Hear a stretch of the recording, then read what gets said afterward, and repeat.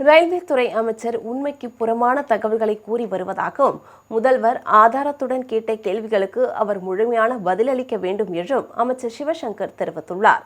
திருச்சியில் செய்தியாளர்களை சந்தித்த அவர், ஒன்றிய அரசு ரயில்வே திட்டங்களுக்கு அறிவிப்பு மட்டும் வழங்கிவிட்டு நிதியை ஒதுக்காமல் புறக்கணிப்பதாக குற்றம் சாட்டினார்.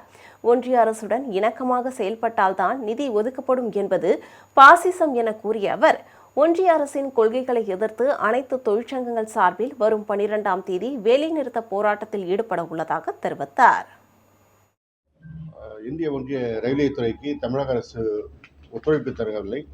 அதன் காரணமாக திட்டங்கள் நடைமுறைப்படுத்தப்பட முடியவில்லை என்ற ஒரு செய்தி வருகிறது. அந்த செய்தி காரணம் ஒன்றிய ரயில்வே துறை அமைச்சர் கொடுத்திருக்கின்ற ஒரு செய்தியாகும்.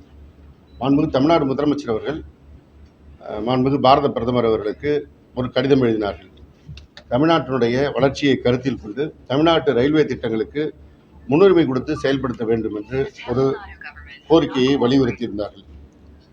அப்படி அவர்கள் வலியுறுத்தியிருந்ததற்கு மறுப்பு தெரிவிக்கிற விதமாக ஒன்றிய ரயில்வே துறை அமைச்சர் அவர் ஒரு செய்தியை வெளியிட்டிருக்கிறார்.